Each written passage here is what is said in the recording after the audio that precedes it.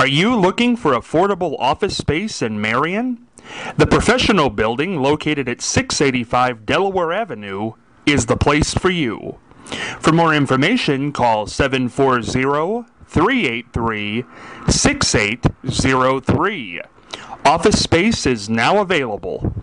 Again, telephone number 740-383-6803. This is Scott Spears, and I'd like to welcome you to another episode of Scott Spears Now. Today we profile one great actor. You probably know him best as Roscoe P. Coltrane from the 80s hit television series The Dukes of Hazzard. But he's an actor with a great career, friends with Jimmy Stewart, Jerry Lewis, so many others, Audie Murphy, that can be profiled in a great book, The Best in Hollywood. The Good, the Bad, and the Beautiful. He is James Best.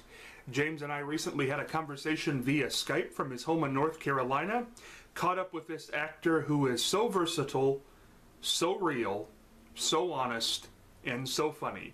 You can't help but like this man, and Roscoe even shows up in the interview. So you're bound to enjoy that. Sit back with the family and friends and enjoy this profile of a great man, James Best. This is Scott Spears, and today we're joined by an actor I like a whole lot. Best known for his portrayal of Roscoe P. Coltrane on The Dukes of Hazzard, James Best. But he has done so much more, of which we will discuss today. One of the things he's done is written a book which you have to get. Truly, it's a great read. The title is The Best in Hollywood, The Good, the Bad, and the Beautiful. I love that title. And you can get an autographed copy of that, I just found out, by going to jamesbest.com. Very simple to spell. Our guest today via Skype from North Carolina, I'm very proud to say, is James Best. James, how are you? You're looking great. Very good, thank you. James, I want to We kept missing each other. We did. You know, with this technology, it's a great thing to use for interviews so we can see you, but to hit it on the head is tough sometimes. Well, I don't know about being better seeing me, you know. A lot of kids come up and they'll say, you know, you don't look like Roscoe. And I said, how old are you? And they'll say, well, I'm 15. I said, well, you're going to change a lot in 30 years too. Well, you know what? I have to disagree to some degree here, Mr. Best. People can find your age now on Wikipedia, but you don't look it at all. Well, I take anti-gland juices. Oh, really? I can't help it.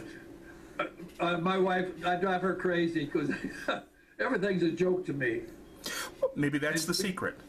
Well, you know, that keeps you young. You know, I'll be 87 in July, and I said, you know, I'm still laughing, you know. Well, you definitely don't look it. What is the secret? Seriously, 87 years old, you look great. Well, you know something?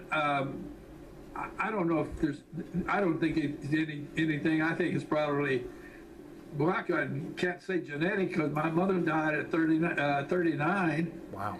And I was adopted. I was born in Kentucky, and I was adopted when I was 4 and raised in southern Indiana. But so I don't really know. And I found, well, the Everly brothers were my first cousins, and you know they're up in the years too, probably. Not as many as mine, but not many people are.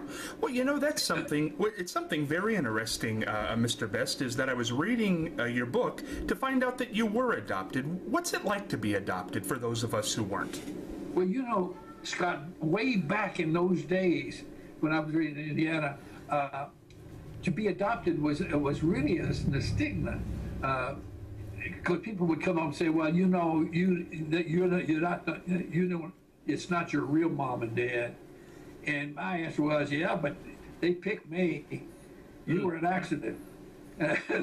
So, but, you know, of course, it's changed now. Back in those days, when my mother was working as a sort of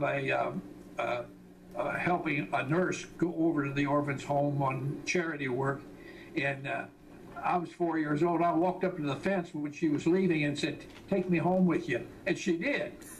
In those days, there wasn't all the red tape and everything. In those days, you could take and adopt a child and keep them for a year. And if you didn't like them, you take them back. And a lot of people did that. People on the farms and everything that wanted children to help with the chores, and they'd adopt them for a period of time and then take them back, just like slaves. Of course, they don't do that now, unfortunately. The only thing that I'm upset about is the fact that, well, that people go overseas and everything else and go through all that rigmarole to adopt a child, and there's so many wonderful little children, that really need, here in this country that could sure use a mom and dad, Absolutely.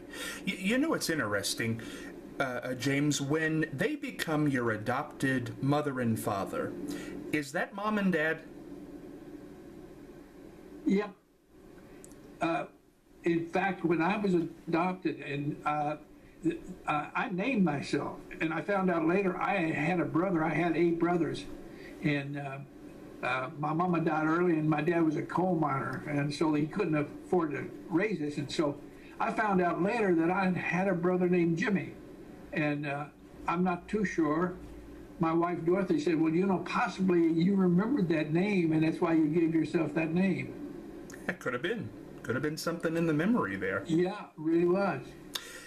James, why did you go into acting? I know we're skipping a lot here, but how did you end up with that career? Actually, I got into acting because I was getting tired of being shot at. I was in World War II. At the end of the war, I trained to be a radio operator, mechanic, gunner for B-17s. And then at the end of the war, they didn't need anybody because the German Air Force was destroyed. And so I went into the military police. And so we went to Wiesbaden, Germany, after first to Freiburg first, and then to Wiesbaden, Germany, which was a very tough town. And Hitler, they had trained these young people from their infancy to be soldiers in the future, and they were called werewolf gangs. We called them werewolf gangs. And after the war, these kids that are 16, 17, 18, 19, 20 years old were trained like regular soldiers. In fact, they fought the Russians when the Russians went into Berlin. Those werewolf gangs would get on bicycles with bazookas and fight the Germans. That's how tough they were. Mm.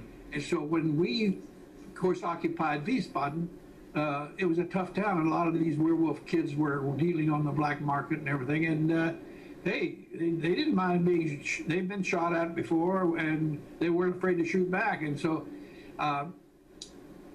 it really was, it was really not my cup of tea. I didn't really care to shoot at anybody, and I didn't really care to be shot at. And I was walking up, I was off duty, and I was going up to this building to get some donuts, and a girl was walking down the step, and she had a green uniform on, and with American flag on one shoulder and a patch on the other shoulder with the initials CAT. And I said, "Come here, bitte. Come here, please." And she said, "What?" And I said, "Wait a minute. Are you an American?" And she said, "Yes." Well, I kissed her right in the mouth. And she said, "You crazy SOB." She said, "I'll call the police." I said, "I am the police. How can I help you?" And so I said, "What is a CAT?" She said, "Civilian Actress Technician." I said, "What in the world is an actress technician?" She said, "Well, we travel all over the American, British, and French zones now that the war's over, entertaining the troops with plays." And I said, "Well, that's a good job, and certainly better than what I was doing." So I said, "Well, listen. What are you doing here?" She said, "We're doing a play at the Wiesbaden Opera House." And I said, "Well, listen, why don't I meet you after the show, and we'll go out and we'll go to a Ratskeller, or we'll go to a pub and get acquainted, and take it from there." And she said, well, come see the show and then we'll talk about it. I said, I don't want to see no show. I was a country boy. I had not seen a play in my life. And only play I ever saw was one in our high school, a senior class play, and I had 2 lines. So I said, I don't want to see the play. I said, I'll pick you up afterwards. She said, I'm not going to go out with you if you don't come see the play. I looked at her, I said, ooh, good looking girl, American girl. I said, yeah, I'll come see the play. Well, I go in there and I sit down and I wait. I said, oh my gosh, I'll be glad when this is over. The curtain goes up and I'm like a child who sees Disneyland for the first time. Mm. I was absolutely mesmerized.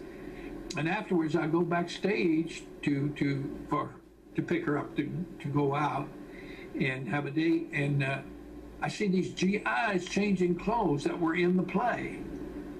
And I said, wait a minute, I'm a sergeant. I see some of these guys that are private and corporals that were in this play. I said, did they travel with you pretty girls?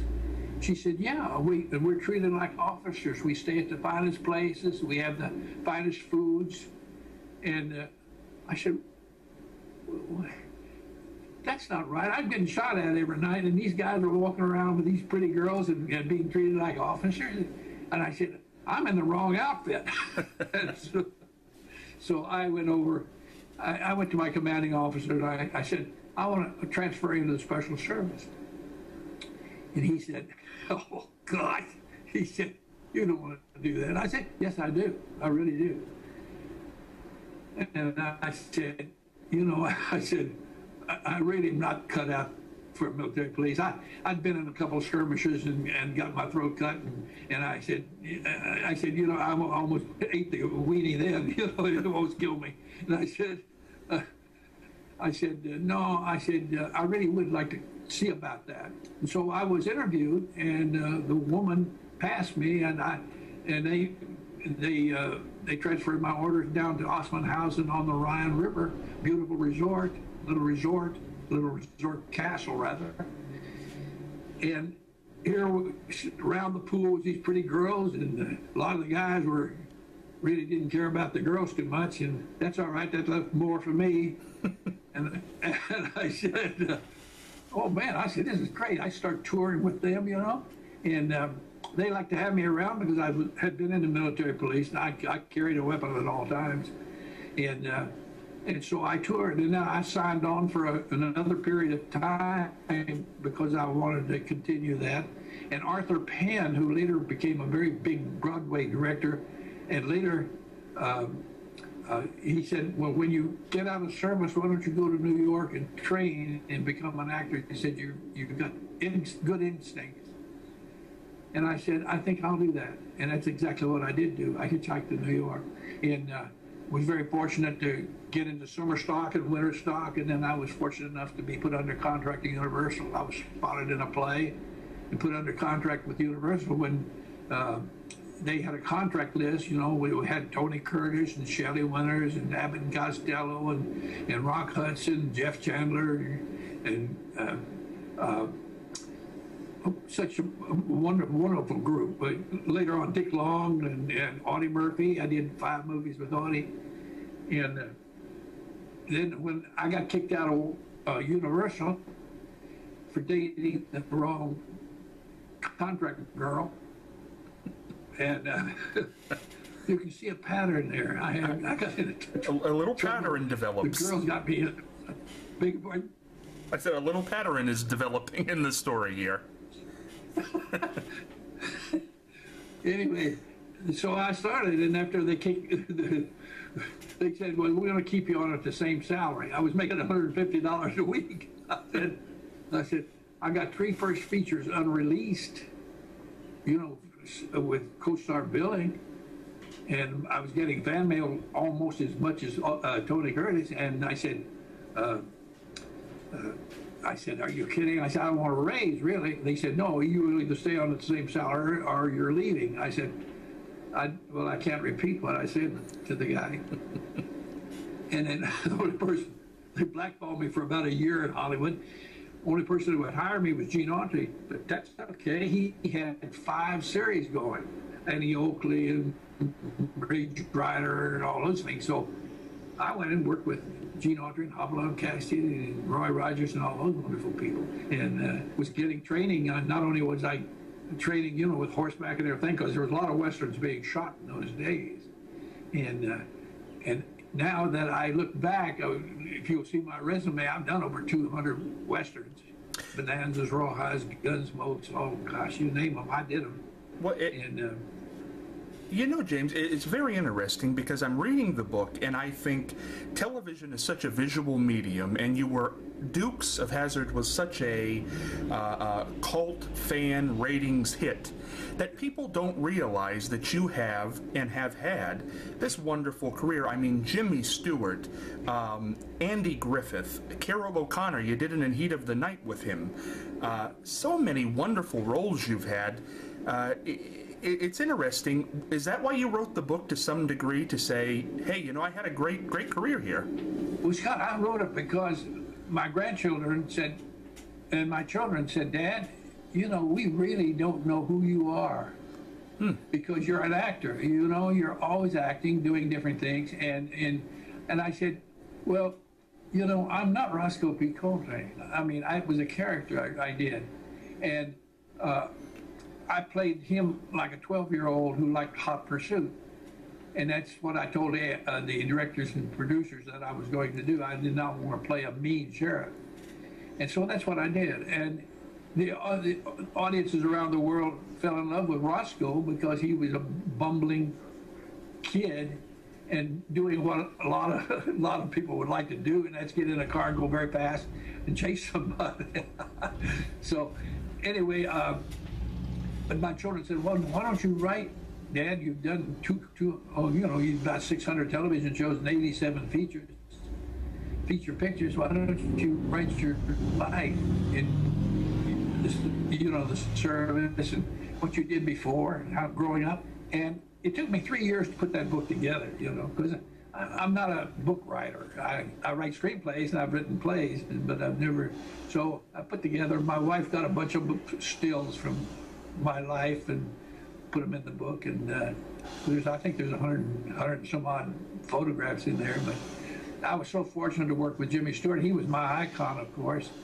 I did 5 movies with him, and of course working with Audie Murphy, because he was World War II, the most decorated soldier that in the history of the United States, I think. And I was very proud to call him a friend. And I worked with Bogart and Charlton Heston and Susan Hayward, Clint Eastwood, Burt Reynolds, I got to work with all of them, and I was so blessed. I thank God every day for being a small part in an industry that brings a little entertainment to the world. It was very, very, very fortunate. My wife and I, we travel, we go to Europe and everything on different tours. Different excursions and stuff, and it was really nice to go to Rome and Paris and all that. And the kids come up and say, they go, and of course, they couldn't understand why I didn't speak their language. I had to explain to them through an interpreter that that's exactly what would happen, and they dubbed my voice. I've seen some of the stuff that came out of France and Germany with them speaking like Roscoe. It's hysterical. It's funnier than I ever was. Well, and I do want to mention this again to the audience. The book is The Best in Hollywood, The Good, the Bad, and the Beautiful. You can get that at jamesbest.com. And again, there are great stories. Jimmy Stewart, Audie Murphy, Andy Griffith. Wonderful, wonderful book. And 3 Twilight Zones, James, which is very interesting. Well, I met some wonderful people. I taught camera technique for about 35 years in Hollywood. In one class, I had Gary Busey, Lindsay Wagner, Terry Garr, Don Wells from Gilligan's Island, Roger Miller, Glenn Campbell and his wife, and Bert used to sit in, and Clint Eastwood sit in before too. So I got to work with a lot of the kids that later became big superstars, and I'm very proud of him. Quentin Tarantino studied with me, but I told him, I said, Quentin, you can't act right. And now he gets on the air and gets interviewed and said that he took acting from me. He got a review once said he was the worst actor that ever hit Hollywood. Well, but he's a very successful man with a photographic mind, and he can put a combination of stuff that he's seen over the years into it's entertainment, I guess, to certain people. It's not my cup of tea. I mean, that much violence. God knows I've killed hundreds of people, and I've been killed hundreds of times. But you know, you put a little chocolate syrup on your shirt for the blood and fall off your horse, they know you're dead. You don't have to see your body parts fly off. I think a lot of people would agree with you on that. Yeah. We didn't have to use dirty words. You know, I never had to. I'm not a hypocrite. I did say a dirty word in a picture called Rolling Thunder with William Devane and Tommy Lee Jones when I played a terrible mean man out of Texas. And but you know, I turned the picture down 3 times, but I find they kept raising the money to the point that I hate to say it, I prostituted my honor for money. Well, you know what, James? One thing that's very interesting to me, and I found this to be one of the, for me, the best stories in the book, and it was something you said in a story earlier on in this interview that made me think of that maybe it's a pattern through your career, and I think it might be a good pattern. You said you had a skirmish with Universal over some financials and other things. A lot of people will know they did Sheriff of the Week on Dukes of Hazzard because you had a bit of a skirmish with them over how you were being treated in the other actors. And one of the most, to me, personal moments in that book is when you went to your friend and certainly your counterpart in Dukes of Hazzard, Sorrel Book, Boss Hogg, and said, "Come with me." And he said no. You know, he said this is the best, something to the effect, this is the best part, the most money I've ever made. That is a touching story, James. Well, you know, Sorrel spoke 5 languages, and he was a character man. In fact, they saw him with Carol O'Connor when Carol O'Connor had the series. He played Carol O'Connor's, excuse me, Carol O'Connor's boss, and did a lot of character work. If you look up his bio on the internet, you'll see the man did a lot of work, and he was such a brilliant man, a charming man. I love the man dearly. And I said, "So I'll go with me." And he said, "Jimmy," he said, "I've wanted all my life to become a star, where people, you know, love me so much." And then he said, "I'm now accomplishing it, and I just can't afford to do it. I mean, I'm afraid." And I said, "That's okay, Sorrel. Listen, I love you." I said, I'll go it alone. And I did. And, you know, so. What was the issue for people who don't know? You had started Dukes of Hazzard, and what happened? Actually, it's a private thing. It was a simple thing. I warned them time and time again. Scott, we had our dressing rooms were made out of plywood, with steel wheels, 6-inch steel wheels that was dragged up there every morning before we worked by a tractor. That was our dressing rooms. Everybody else in Hollywood, the would bees, can't bees, never will bees, had beautiful dressing rooms, motor homes. Dukes of Hazzard was making millions and millions of dollars on the show. And all I wanted was to have a little comfort. I was 50 some odd years old, and I flying off of the hoods of cars and into the pools of water and all that stuff. And I said, it's very uncomfortable, and it's very hard to be funny when you're very miserable. I want a dressing room. It doesn't have to be a great big motor home. And I said, and I wanted a dog on the show. I said, you didn't give me a girl. You know, I got one girl during the whole season, 7 years, and she was a crook. And I said, give me a dog. So they said, we don't want to pay $500 for a trainer on the dog. Oh my God, $500. You know, they made that every 8th of a second you know. Anyway, so they didn't. I'll show you. They finally said, okay. They had 3 shows that they had not finished, and they were going to finish it that following Friday night. It was, pickup shots from directors who didn't quite finish their assignment, and it was on a Friday. And they said, if you stay, you'll have a dressing room. Well, Friday I had a dressing room, and the prop man came up and said, "Mr. Best, how do you want it furnished?" And I said, "Don't worry about it. It won't be here Monday." And come Monday, I went back in there. There's my old plywood dressing room head with the broken mirrors, and I said, "What's going on?" to the producers. And they said, "We can't afford to give. If we give you one, we have to give Kathy and John and Tom one, and Edith." I said, "Well," I said, "I warned you." I said, "I told you I was going to leave if you didn't, if it didn't make me comfortable." So I left. And they tried to replace me with 3 different actors, and a couple of those actors were good actors. It's just that they didn't ad-lib like I did. I ad-libbed all over the place. Well, it got so the writers would write in the script, Boss Hogg and Roscoe ad-lib. And we were doing their job. If it worked, they took credit for it. If it didn't, they said the SOBs are ad-libbing again. Well, it always worked. 99% of the time, I guarantee you, the people that we could tell from the fan letters and from the reception when we go on personal appearances. So I quit, and they tried to replace me, and my fans just said, "No, we want Roscoe." So they asked me to come back. They said, "What will it take to bring you back?" And I said, "Give me a dog and give me a decent dressing room." And they said, "Okay." So I came back. And, everything went along fine, smooth. John and Tom quit for different reasons. That's none of my business.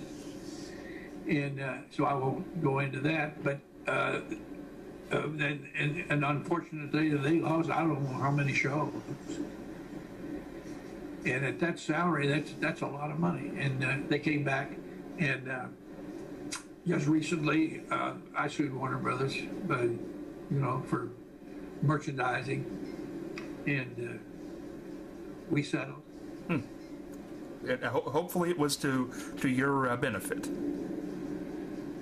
I'm happy. Good. Well, we're happy to hear that. James, you touched on it there. Your relationship with Sorrel Book as Boss Hogg, truly, Abbott and Costello, a great comic duo. If you can watch those episodes, they hold up today very well. What was it about the two of you? What is that? Just chemistry? Did it just happen? That happens not too frequently with actors. I mean, you do a movie or you do a television show, and you do the best you can, but you don't really have time to develop that wonderful, wonderful timing. Well, when you got a man to work against like Sorrel Book, who was so talented, and he could take any, he would stick to the script fairly close, and I would just bounce off the wall, and he would go along with it. And when I got through acting a fool, then he'd go back to the regular dialogue, and I'd come in with these ridiculous things, and he'd go along with it. He was very brave. I'd get him on that electric horse where you sit on there with the pedals, and I'd turn it up full and throw him across the room. He never complained.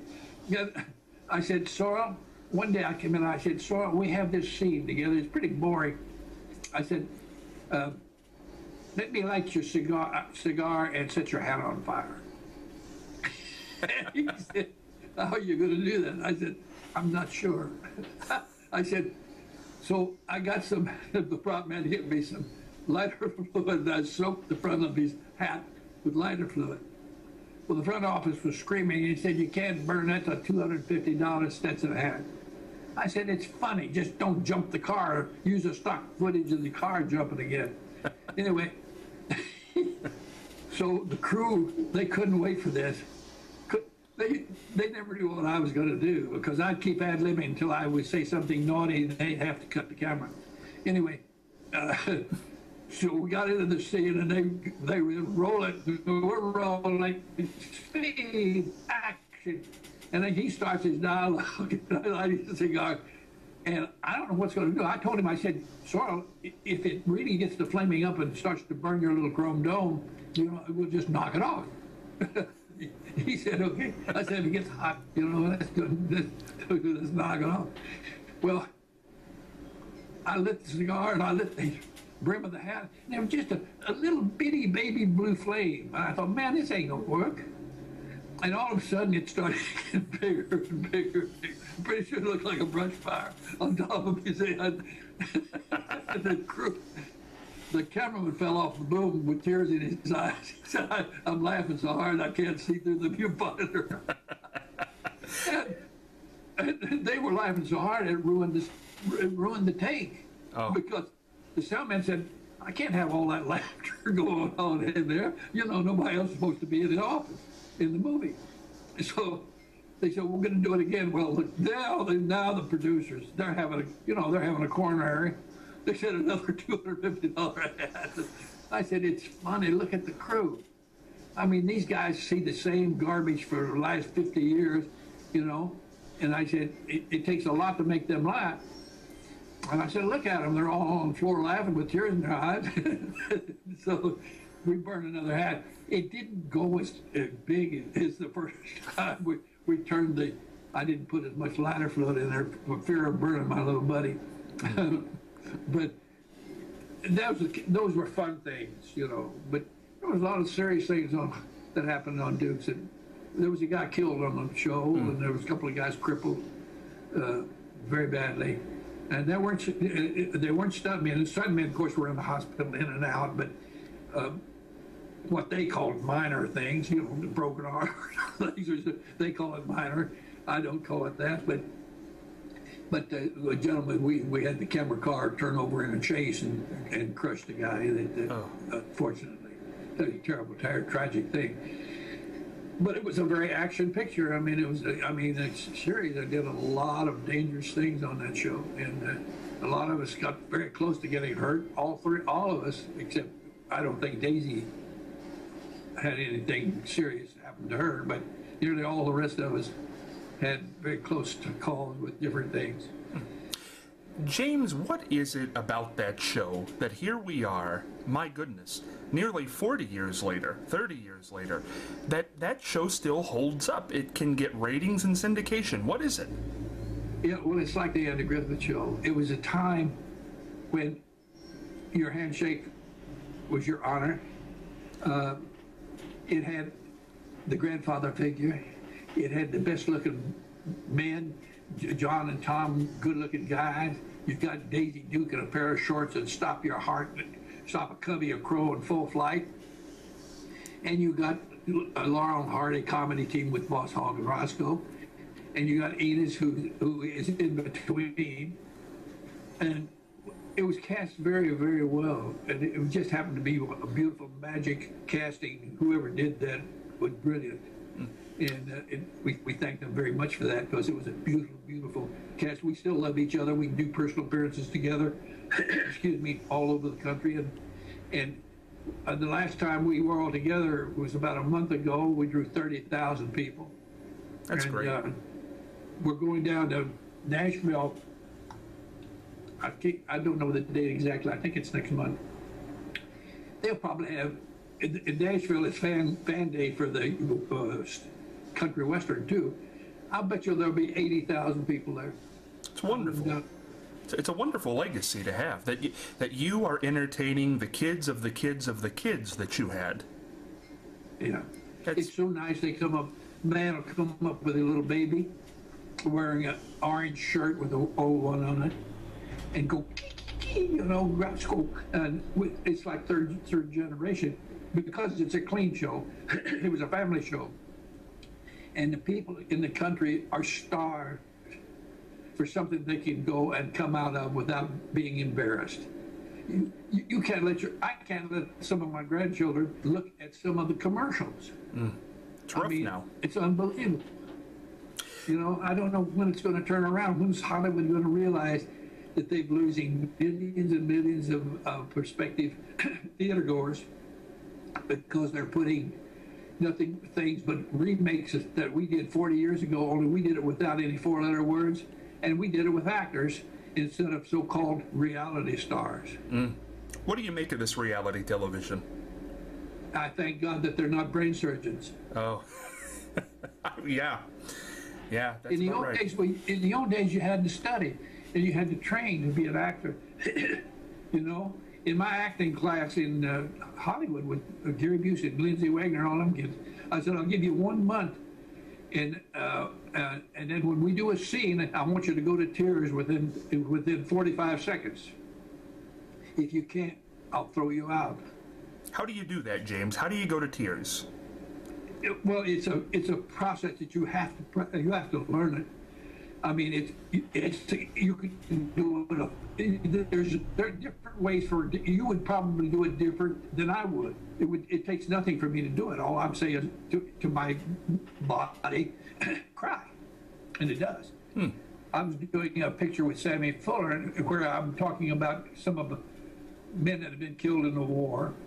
And Sammy wrote the script, and he named them after those men that he lost that were dear friends of his. And I was playing a part where I was mentioning those names. He said, I want you to go to tears. And I laughed at Sammy, and I said, where's the key? I know where the key light is. I said, which eye do you want the tear to fall down? He said, you crazy so-and-so, and just cry. Well, I looked up to see where the key light was, and when I got tears in my eyes, all I do is bend my head into the light like that. See how the light hits? Yeah. And I would drop the tear down, but I could squeeze that eye and make that, because the tears were there, all I have to do then to let them drop. But it takes training and a lot of concentration. And as I say, different people acquire the ability to do that. It depends on the thought process. Some people think of their dead cat or something horrific that has happened in their life or something very sad. I think the study of acting is one of the most fascinating studies there possibly is. And I also think singers, because I don't understand why I can't sing and they can, and I don't understand why somebody can act and I can't. It's just beyond me. You can act. You can act. I'll have to get in the class, James. I'll have to do it. You're a businessman, even though you do what you do. You're a very successful businessman, and the very successful businessmen are the best actors. I guarantee you, the way you conduct your business every day, socially and everything, is entirely different than you act when you're at home. The world's a stage. Huh? Kind of the world's a stage theory. Yeah. Yeah, it's interesting. But have you ever? That's why I told the Everly Brothers, my first cousin, I said, I don't understand why I can't sing. They said, well, we can't act. but I fooled them. I've done two or three movies that I sang in the westerns. How'd you get by? Was it cheating? Well, you know something, James? I admire you for this reason, and it's an interesting reason. I think people will find once I say it here, but I truly do, and I think a lot of people do. You talked about the Dukes of Hazzard fan fests. You're a very accomplished actor. There's no doubt about it. The time with Universal, the series you've had. It's a great body of work. But when you go to these fan fests, you don't just go, you wear the Roscoe outfit. That's right. That's very, that's a moment for those people coming to see you. Most people, I can't think of another actor who does that, who would do that. Well, Enos does it. I'll tell you, and Cletus does it, Rick Hurst. I'll tell you, to not do it, it cheats these young kids. They come to see Roscoe. They didn't come to see me, and you can't cheat children. That would not be nice. Well, I even said when we got ready to do this interview, I said, what would be the chances of you doing it in the outfit with the top and the hat? You know, it's just burn into people's minds, I think. Yeah. It's a wonderful thing. James, when it really is.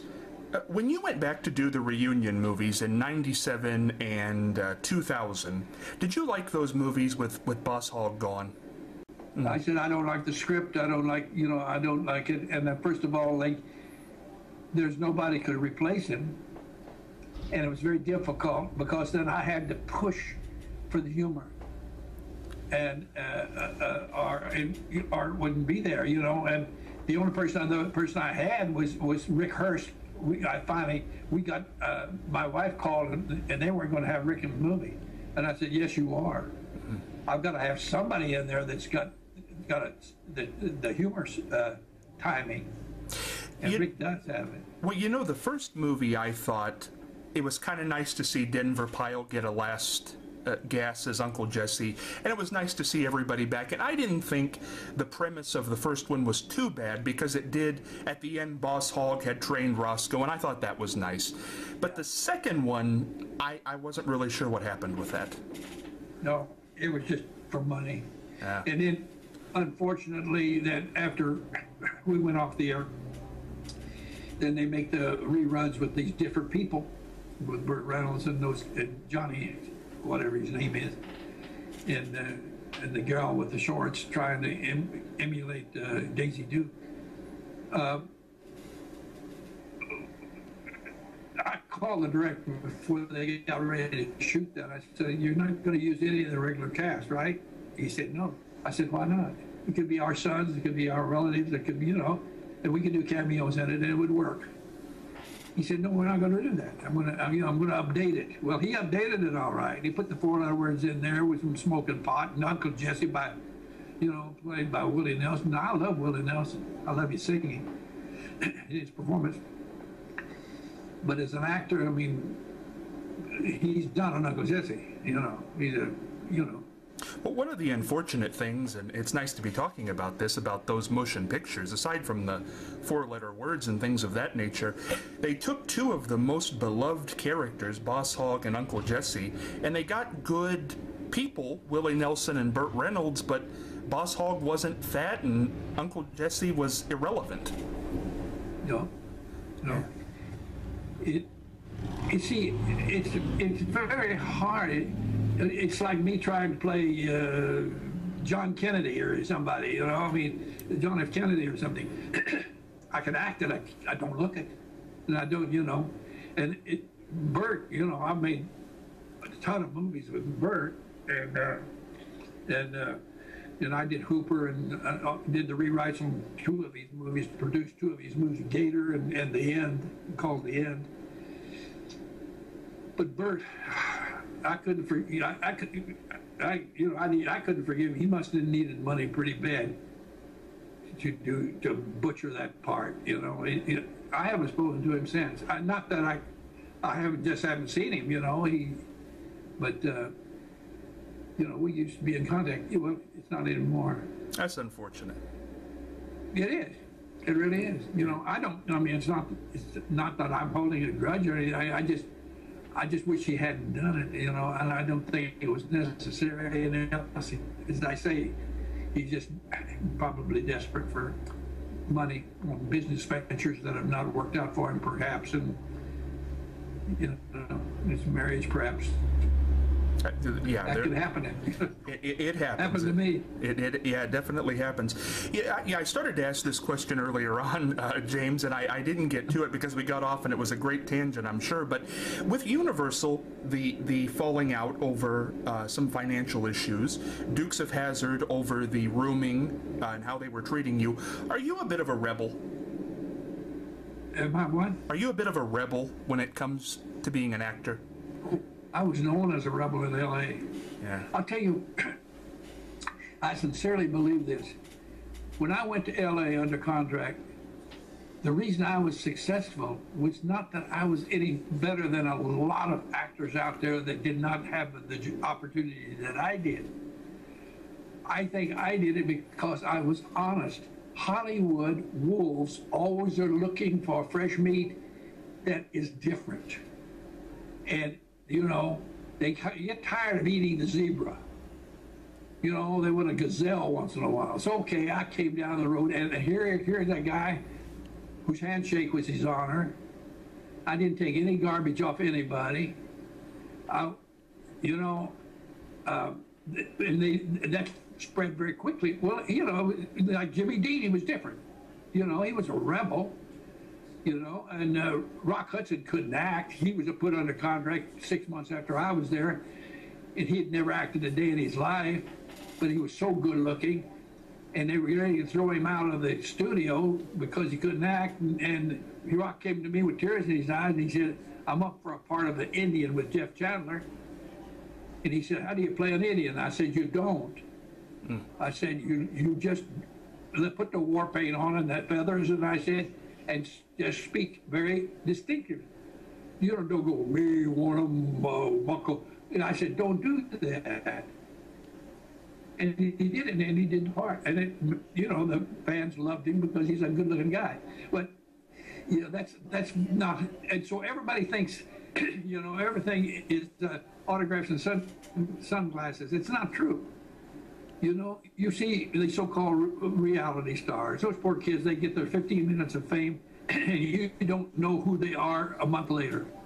And yet, while they're doing their bit for cheap, they throw their dirty feet up on an interviewer's desk and say, "I'm a megastar," and they can't even spell it.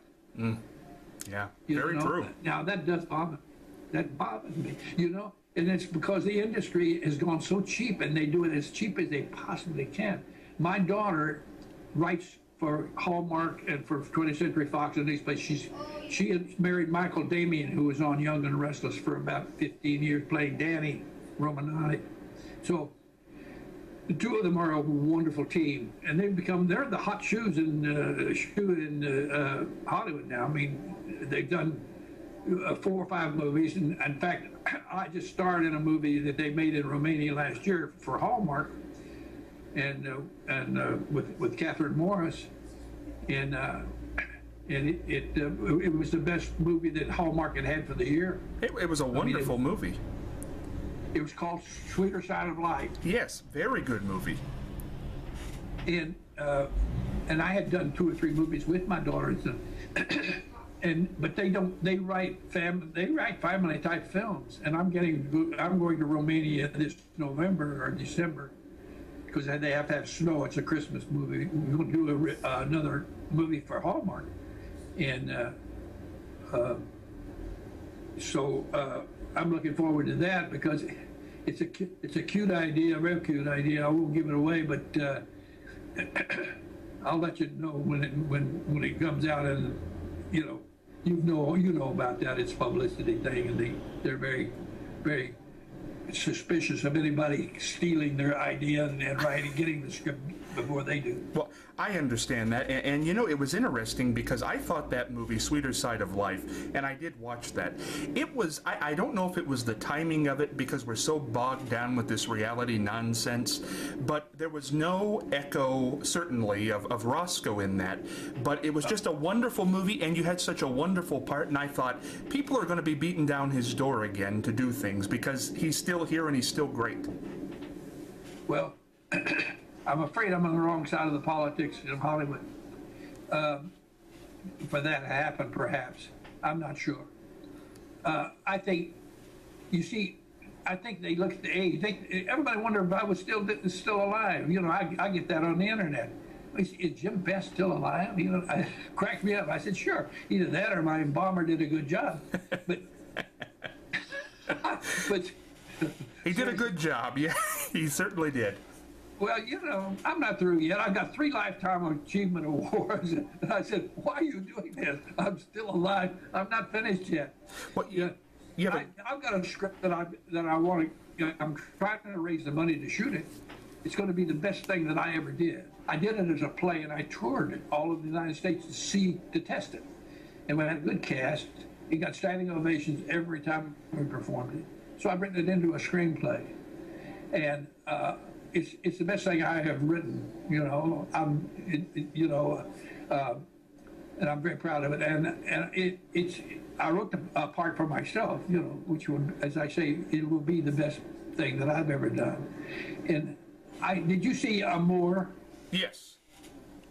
Well, you know, I wanted to turn it off for the first 5 minutes, And then I didn't. I got caught up in it, and I was so proud that these two elderly people were fine actors that could sustain a movie and get the acclaim that they got.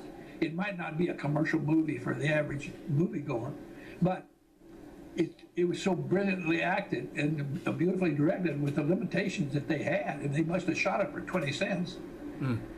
Well, and you know, it's interesting because those things are what people really crave. I saw a movie this past weekend, and I know it's been a box office success, but 42, the Jackie Robinson movie, couldn't have cost a whole lot. Oh, it's wonderful, wonderful film. Yeah. You know, and I have not seen it, but I've heard nothing but raves about it. And you wonder, it touches subject matter that a lot of people are still nervous about. You know what I'm saying? Yeah. And I just hope that it is as commercial success as it deserves. Well, the thing that I loved about it was I looked at it and there's no real I mean, they do use the N word because of the time it was in, but no other profanity, no nudity, no anything, and nothing blowing up or special effects. It's a great film. Well, you know, the special effects, they rely so much on special effects, more and more so now. I studied karate for about 3.5 years, and I studied Kung Fu from Professor Liu, who was an Oriental gentleman that was 15 years in a Chinese monastery. And I took private lessons with him. And I watched these movies. When I was first studying, it was new in the business back in those days, you're talking 50, 60 years ago. And I'd go to the studio and I said, why don't you use karate? They said, what is it, an Oriental disease? I said, no, it's martial art. They didn't know what it was. Of course, later on, that's all they used. But I was always too soon, and they're going to listen to some half-assed actor, Well, they're not going to do that. They should. Not those days. They should more often, I think. But Jay, and it seems like we could go on forever here. But you have so many great things. You write, you paint. Your artwork is wonderful. Go to the internet and see it if you haven't seen it. It's beautiful artwork. The book is out there. You're still working strong. Do you ever get tired? A one-person show you do from place to place, personal appearances? No, actually, it keeps me alive. Good. Good. It really does. I really look forward to my one-man shows because it's a personal thing with the audience. I just have a ball because I get to act a fool, and the laughter is like taking a tonic. And I got about 4 or 5 books coming up, 4 or 5 different things. In fact, I'm going back to my hometown in Corydon, Indiana, where I was raised, and do my one-man show. I did it once there, and it was received very well. So I'm going to go back and see a lot of my old friends, and and visit some of my old friends. Well, that's not too far from Ohio. I'd love to come over and see that. Yeah, I wish you would. I would love to do that. Yeah, that'd be nice. Yeah, when we I really appreciate you for interviewing me on this, and I hope I didn't disappoint you. No, can I ask you one final question, though? Sure. Because this has been such an honest interview. I mean, truly, you don't usually get this honesty out of everybody, and it's really refreshing. When you look back at your career, for everything you've done, the artwork, the one-man shows, the stage productions, going to be doing on Golden Pond, the book, working with these great actors, the westerns you did, does it ever bother you that first and foremost you're always going to be remembered as Roscoe?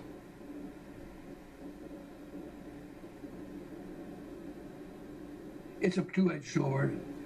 I'm very, very pleased to go to Rome and Paris and all these different countries, and them coming up, and children coming up and hugging my neck, and older people, and even the Italian men come up and say, Roscoe, let me kiss you, and they kiss you on both cheeks. At first I said, whoa, I'm used to that, but they are very affectionate and very truthful about it. There she is. I'm very proud of having been a part of a show that it's like the Andy Griffith Show, it'll go on forever. because it is of a better time, and I'm not too sure that we'll ever go back to that. And it's unfortunate for those who have not experienced it, and it's wonderful memories for those who did. And I just happen to be one that did. How would you like to be remembered? Parting question. I want to have it on my tombstone, "This too shall pass." I like it. I like it. You know, that is one of my... I like that. That's what... one time I asked somebody that, I think it was Dick Cavett, and he said, "You know what's on Rodney Dangerfield's tombstone?" And I said, "No, I don't." And he said, "Well, he's in this real posh cemetery in Bel Air, and on the tombstone it says, 'There goes the neighborhood.'" I heard that, yes. I thought, I love that. That's great. Well, I tell you, Mr. Best, it truly has been a pleasure. I'm so glad we got the chance to hook up. Thank you, Mr. Spears, since you will keep calling me Mr. Best. I know it's hard for me. It's hard for me. Watching you all these years, I have to be formal about it. You know, it's the same thing I did with Jimmy Stewart. And I did 5 movies with him, and he said, "Why do you always call me Mr. Stewart?" I said, "Because you are a Mr. Stewart." It was respect. And he said, "Well, you don't have to do that." And I said, "Oh, no, I don't want to do it." But God let him, it was a sign of respect. And I always called him Mr. Best if there was anybody else around. But in private, when we would have dinner or something together, it was Jimmy or James, and it was nice. Well, it truly has been a pleasure, and I hope you do come back again. Thank you. I appreciate that. Yeah. And those old Roscoe P. Coltrane would say, "Keep your gown down in the pedal of the metal. I'm gone." I'm not kidding. It's hot pursuit. Hope you've enjoyed this interview with James Best, great actor, famous for his work on The Dukes of Hazzard as Roscoe P. Coltrane. I'm sure after listening to this interview, you learned a lot of his thoughts, his persona, his idea of being a rebel in Hollywood. And remember, there's so much more to this man. You have to check out his book, The Best in Hollywood, The Good, the Bad, and the Beautiful. You can get this book autographed from jamesbest.com. You'll want to check it out. He's a true original. James Best. There's only one. Until next time, this is Scott Spears, headed for the dugout.